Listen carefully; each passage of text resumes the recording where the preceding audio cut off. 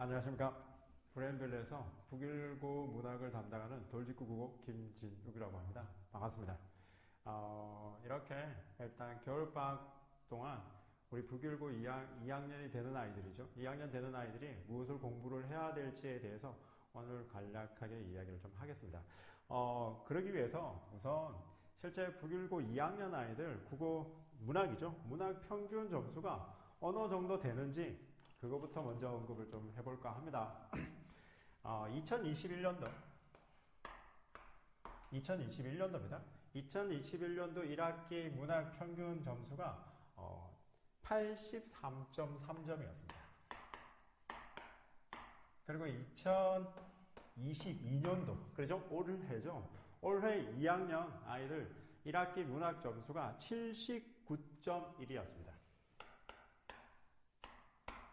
약간 점수폭이 좀 전체적으로 좀 떨어졌다라는 걸 우리가 볼 수 있습니다. 표준 편차는 큰 차이가 없었습니다. 실제 표준 편차는 작년이 16.4 정도였고 올해가 17.1 정도를 차지했었거든요. 표차는 큰 차이가 없었는데 A와 B 등급 부분에 있는 여기 이제 A와 B 보통 B 그러면 80점 이상을 얘기하는 겁니다. 그래서 이 A, B에 차지하고 있는 학생의 비율이 약간 줄었습니다. A가 많이 줄었던 것 같아요. A가 작년 같은 경우는 거의 44% 정도를 차지를 하고 있었는데 올해는 A가 26%를 차지하고 있다는 거예요. 정확하게는 26.3이었습니다. B 부분은 어느 정도였냐면 35.4 정도를 차지했고요. B 부분은 큰 차이가 없이 올해도 40.8 정도를 차지했습니다. 그래서 이 두 A, B 구간에 있는 학생들을 이렇게 수치를 비교를 해보면, 그러니까 합해보면 그죠? 21년도는 79.9% 정도가 나왔고요. 그리고 올해 같은 경우는 여기 보면 그러니까 67.1% 정도가 나왔습니다. 자, 그러면 우리가 생각해 볼 수 있죠. 작년보다 올해가 시험 문제가 좀 뭐였다? 어렵구나 라고 우리가 짐작을 해볼 수 있습니다. 어려웠던 이유는 과연 뭘까? 제가 이렇게 보니까 실제 시험 범위는 똑같았습니다. 왜냐? 자, 시험 범위가 똑같다. 어떤 부분에서 똑같냐면 일단 뭐 자사고 모든 아이들이 다 비슷하게 2학년 1학기가 되면 문학만 공부합니다. 북일고 역시도 2학년 1학기가 되면 문학만 공부합니다. 특히 북일고 같은 경우는 1학년 때는 외부 교재를 썼죠. 외부 교재를 써서 뭐 기출의 바이블 이런 어떤 외부 교재를 써서 뭐 다양한 어떤 현대시라든지 어떤 문학 작품들 그러니까 고전시가라든지 기본적인 그런 어떤 작품들을 공부를 했는데 2학년 1학기 동안은 외부 작품, 외부 교재를 쓰진 않습니다. 일단 창비 교과서에서 나온 문학책만 가지고 수업이 진행됩니다. 그 1학기 동안 창비 교과서를 가지고 창비 교과서에 있는 모든 작품들을 다 공부를 한다고 보면 됩니다. 그 양이 꽤 되거든요. 그 양이 꽤 되기 때문에 굳이 다른 어떤 외부 교재를 쓸 필요가 없습니다. 그렇다면 특별히 시험 범위가 달라지거나 뭐 외부 교재가 있거나 한 것도 아닌데 전체적으로 보면 점수폭은 조금 떨어진 건 사실입니다. 그러면은 좀 어려웠다. 자, 근데 이제 이 어려운 부분이 사실 객관식 문항은 큰 차이가 없었던 것 같아요. 근데 서답형 부분에서 좀 어려운 게 있었던 것 같습니다. 서답형 부분에서 어려운 게 있었는데 특히 이제 외부 작품을 주고 그 외부 작품과 교과서에 있는 본 작품을 서로 해보는 비교해보는 특히 그냥 단순하게 서답형 뭐 단답형 문제가 아니라 50자 이상의 어떤 글을 쓰시오 이런 어떤 부분이 나왔을 때 우리 아이들이 좀 힘들어 했던 것 같아요. 아무래도 서답형 문제에서는 50자 이상의 어떤 글 또는 50자 이하의 글 이런 문제가 나오면 분명히 조건에 못 맞추어서 감점을 당하는 요소들이 강하거든요.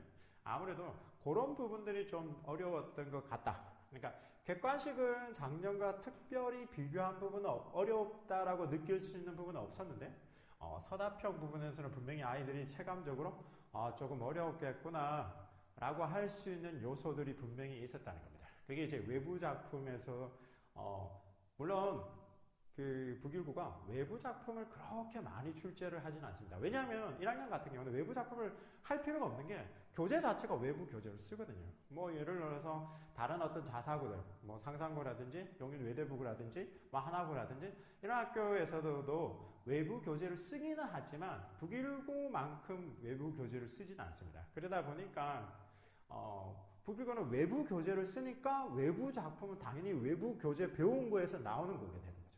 그죠? 보통 우리가 외부 작품 그러면 교과서에서 전혀 다루지 않았는데 외부 작품이 나왔을 때 외부 작품이라고 얘기를 하지 않습니까? 근데 북일고는 그렇지는 않다라는 거.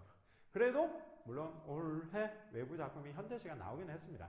근데 그 현대시랑 어쨌든 교과서에 있는 작품을 비교하면서 좀 장황하게 긴 글을 쓰게끔 하는 그런 요소들은 분명히 아이들을 좀 말겠다 좀 어려웠을 거다라고 할 수 있습니다. 자, 문제의 유형들은 보면 여기에서 그 북일고 문학에서의 문제 유형을 파악하는 것은 매우 중요합니다. 뭐 당연히 문학을 공부하다 보니까 창비 문학을 공부한다고 했지 않습니까? 그죠? 창비 교과서에서 다루고 있는 문학을 공부하다 보면 당연히 뭐 현대시, 그 다음에 고전시가, 그 다음에 소설. 물론 이 소설은 현대소설도 있고 당장 뭐 시어법의 현진건의 고향 이런 작품들이 들어가 있는 뭐 현대소설도 있고 그 다음에 고전소설도 있을 것이며 그리고 뭐 각종 어떤 수필이라든지 극문학 같은 것들도 시험 범위에 들어갈 겁니다. 근데 이제 통상적으로 북일고에만 한정되어 있는 것은 아니고요. 대부분 다 고등학교 2학년에서 문학 시험 문제에서 특히 학교에서 다루고 있는 문제 유형들을 보면 이런 어떤 그 문학 작품을 읽고 그 문학 작품 속에 담겨 있는 어떤 표현상의 특징이라든지 또는 서술상의 특징을 확인하는 문제가 항상 나옵니다. 실제 북일고에서도 여전히 문제가 이렇게 나오는 거고요. 아마 표현상의 특징이나 서술상의 특징은 1학년 때도 마찬가지였을 겁니다. 1학년 때 학교에서 뭐 기출의 바이블에서 다루고 있는 어떤 문학, 그 인문편에서 어떤 기본적인 어떤 작품에 대한 어떤 표현상의 특징, 서술상의 특징 물어보듯이 실제 문학 장르에서는 당연히 이 작품 속에 어떤 표현법이 있어, 비유법은 뭐가 쓰였니, 은유법은 쓰였니, 안 쓰였니, 또는 추상적 관념에 구체화는 나타나니, 감정이입은 어디에 있어, 뭐 이런 것들을 다룰 수밖에 없는 거죠. 자, 그 다음에 두 번째. 현대시 같은 경우는 실제 학교에서도 시적 화자의 태도에 대해서 항상 물어봤습니다. 시적 화자가 태도, 다시 말하면 이 작품 속에 2학년 교과서에 보면 눈 작품이 나온단 말입니다. 눈과 관련되는 또는 김수영 작품이 나왔는데 그 김수영 작가의 작품에서 시적 화자가 과연 어떤 태도를 취하고 있는지, 그리고 그 시적 화자가 취하고 있는 그 태도와 유사한 어떤 태도를 가진 다른 작품들은 뭐가 있는지 이런 것들을 확인하는 문제들이 나온단 말입니다. 그러니까 당연히 현대시를 읽고 그 작품 속에 녹여 있는 시적 화자의 태도를 확인하는 거. 그 다음에 이제 고전시가입니다. 고전시가는 아무래도 이게 현대어로 쓰여져 있지 않아요. 현대어로 쓰이지 않고 아무래도 중세 국어의 어떤 글귀로 옛날 글이죠. 그죠? 옛날 글로 쓰여 있다 보니까 이걸 현대어로 뭐하는 거? 풀이하는 게 매우 중요합니다. 현대어로 풀이를 하고 그 현대어 풀이 속에 담겨 있는 함축적이고 또는 상징적 의미를 파악하는 그런 어떤 문제들이 꼭 짚어내거나 실제로 문제가 나옵니다. 그 다음에 이제 소설과 관련해서는 시점입니다. 올해 2학년 시험 문제에서 주구장창 다루는 게 바로 시점에 관련되는 문제였거든요. 그러니까 서술자가, 예를 들어서 1인칭 주인공 시점이다. 그러면 작품 속에 있는 서술자가 그 등장인물에 대해서 어떻게 서술을 하고 있는지, 또는 전지적 작가 시점이다. 그러면 작품 밖에 있는 서술자가 전지전능한 서술자가 모든 것을 다 알고 이 작품을 전체적으로 뭐하고 있더라? 이끌어가고 있더라. 서술하고 있더라. 이런 어떤 시점을 확인하는 그런 유형의 문제가 항상 언급을 하더라는 겁니다. 이게 실제 북일고 2학년 문학 문제에서 나오는 기본적인 어떤 특징입니다. 물론 이거 말고도 시어 속에 담겨있는 함축적 의미를 물어볼 수도 있고요.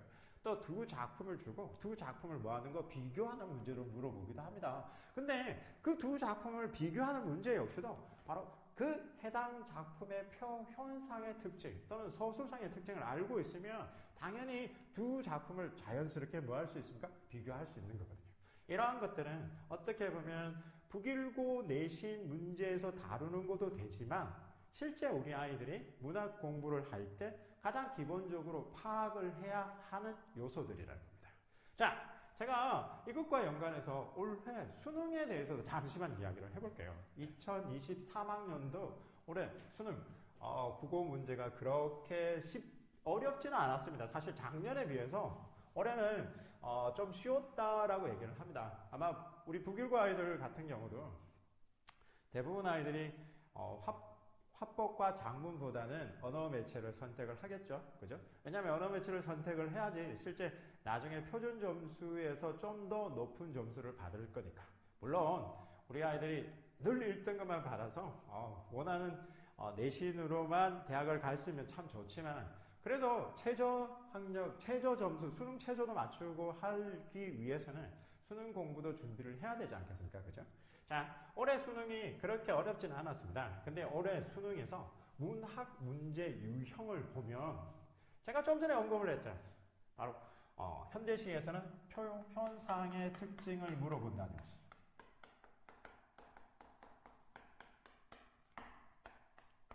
소설에서는 서술상의 특징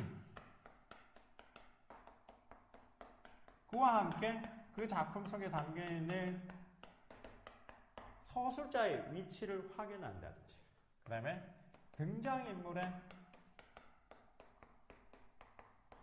태도라든지 실제 북일고에서도 소설에서 어떤 등장인물이 있으면 그 등장인물이 어떤 행동을 취했는데 그 행동 속에 담겨있는 함축적 의미가 뭐냐라고 이렇게 물어보는 거죠. 이번 그 중간고사였죠. 그러니까 1학기 중간고사입니다. 문학 1학기 중간고사 제일 첫 번째 나왔던 작품이 현진건의 고향이었거든요. 그 현진건의 고향에서 예를 들어서 나라는 인물이 그라는 인물을 만났을 때 나가 그에 대해서 어떤 태도를 취했는지 그리고 내가 그에게 어떤 말과 행동을 했는데 그 말과 행동 속에는 어떤 함축적 의미가 담겨 있는지 이런 것들을 확인하는 문제가 실제 내신 문제에서 언급을 한다는 겁니다. 그리고 그게 수능에서도 똑같이 나온다는 거죠. 제가 사실 정말 드리고 싶은 말은 바로 이 부분입니다. 수능 문제랑 내신 문제가 다르지 않다는 거죠. 우리가 문학 공부를 한다라는, 다시 말하면 문학에 대한 가장 기본적인 개념을 공부하는 거거든요. 문학에 대한 어떤 기본적인, 예를 들어서 현대시를 어떻게 감상할 것인가, 또는 소설을 어떻게 감상할 것인가. 자칫 잘못하면 많은 아이들이 문학 공부를 하면 상상을 하더라고요. 사실 문학은 상상을 하는 게 아니라 감상을 하는 거거든요. 정확한 감상의 방법을 배우고 그리고 그 감상을 방법을 배울 때 어떻게 감상을 하더라. 그런 어떤 기준, 중고의 틀을 배워서 그 중고의 틀이 되는 게 바로 개념이 되는 거고 그 개념을 정확하게 익혔을 때 우리가 정말 모르는 좀 외부 작품이 나왔을 때 그게 당황하지 않고 선생님이 이렇게 현대시를 감상하더라. 쌤은 현대소설을 이렇게 감상하더라. 라는 것을 그 새로운 작품에 그대로 뭐 해봅니까? 적용을 하는 거죠. 그게 바로 문학에 대한 공부랍니다. 다시 말하면 제가 하고 싶은 말이 바로 수능과 내신은 뭐하지 않더라? 다르지 않더라는 겁니다. 어떤 학부모님들이 저한테 많이 물어보는 게 선생님 그 국어 공부를 내신 공부 따로 수능 공부 따로 이렇게 해야 되나요? 라고 많이 물어봐요. 근데 제가 그렇게 얘기를 합니다. 어머니 문학만큼은 내신 공부랑 수능 공부를 따로 할 필요가 없습니다. 학교에서 다루고 있는 실제 자사고죠, 그죠? 북일고 같은 자사고에서 다루고 있는 문학 시험 문제를 보면 거기에서 다루고 있는 문제 유형과 실제 수능에서 다루고 있는 문제 유형이 다르지가 않습니다. 가장 기본적인 어떤 개념을 익히고 문학 작품을 감상하는 방법을 정확하게 숙지한다면 그 연습이 곧 수능에 대한 연습도 됩니다. 라고 항상 얘기를 합니다. 물론 비문학은 좀 다릅니다. 오늘. 비문학은 조금 다릅니다. 물론 북일고 같은 경우는 2학년 2학기 때 비문학 수업을 합니다. 학교에서 독서 수업을 하는 거죠. 많은 학교들이 2학년 2학기, 자사고 학교들이 2학년 2학기 때 독서 수업보다는 주로 언어 매체 수업을 많이 하거든요. 그런데 예외로 북일고는 예전부터 독서 수업을 했습니다. 작년 같은 경우는 기출의 바이블 해서 사실 1학년들이 쓰는 그 기출의 바이블이 아니라 비문학 기출 문제집을 사서 그 비문학 모의고사 기출 문제를 분석하고 시험 문제로 언급을 하는 시험 문제가 나왔다면 올해는 좀 바뀌었습니다. 올해는 EBS 수능 특강 아시죠? 그 수능 특강에 있는 작품을 작품이라고 하면 아니겠죠? 그죠? 작품이 아니라 수능 특강에 수록되어 있는 독서 지문을 2학년 2학기 때 공부를 합니다. 어쨌든 제가 아까 말했다시피 문학은 내신 공부랑 수능 공부를 별도로 할 필요가 없다 이 말입니다. 자, 그러면 과연 방학 동안 우리 아이들이 저희들 브레인밸리에서 어떻게 문학 공부를 할 건지에 대해서 제가 간략하게 이야기를 좀 해볼게요. 일단 방학 동안 방학이 길게 잡으면 좋지만 그렇게 긴 것 같지도 않더라고요. 그죠? 그래도 일단 계획상에서는 7회차 수업을 준비를 했습니다. 그 7회차 수업을 준비를 하는데 그 7회차 수업 속에 당연히 창비 교과서에서 다루고 있는 문학 작품들은 쭉 다 정리를 해볼 생각입니다. 자, 그것과 관련해서 예를 들어서 우리 교과서에 현진건의 고향이라는 작품이 나왔어. 그러면 올해 이제 그 현진건의 고향이라는 작품과 외부 작품의 고향 앞에서라는 5장 안에 고향 앞에서라는 현대시가 나왔거든요. 이런 것처럼 일단 소재가 똑같든지 아니면 주제가 똑같든지 아니면 표현상의 특징이 비슷하든지 이런 어떤 외부 작품들을 함께 공부할 생각입니다. 그래서 방학 동안 일단 문학의 범주의 폭을 좀 이렇게 넓게 공부를 해두는 것을 목표로 삼을 생각입니다. 왜냐하면 1학년에서 2학년으로 올라가는 이 시기에 문학 공부를 우리가 해두지 않으면 사실 시간이 없거든요.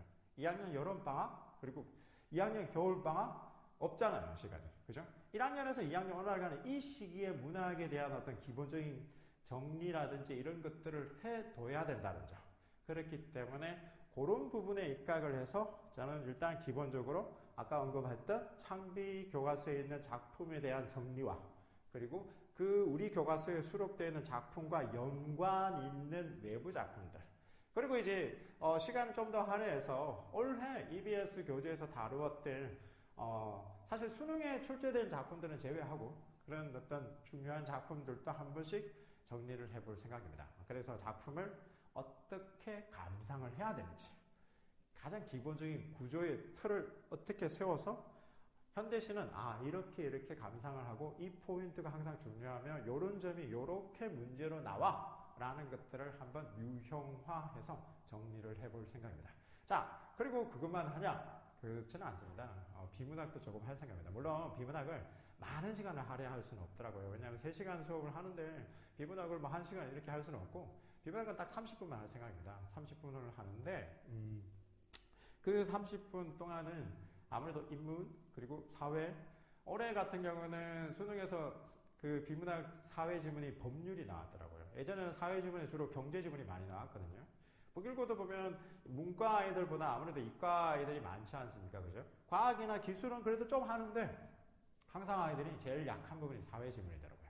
그래서 어쨌든 인문, 사회, 과학, 기술, 예술 지문을 순차적으로 하루에 한 타임마다 30분씩 저희들이 공부를 할 준비를 하겠습니다. 그래서 어떻게 읽을 것인지를 하는 가장 기본적인 읽는 방법과 그리고 그와 관련해서 주제가 어떻게 파악을 해야 되는지 그리고 논지 전개 방식은 무엇인지 그리고 글 전체의 어떤 이 그 작가겠죠? 그러니까 글쓴이겠죠? 글쓴이가 무엇을 말하고자 하는 게 가장 주안점인지 이러한 것들을 정확하게 찾아내는, 정확하게 말하면 구조독해입니다. 그 비문학 구조독해하는 연습을 한 30분 정도 해볼 생각입니다.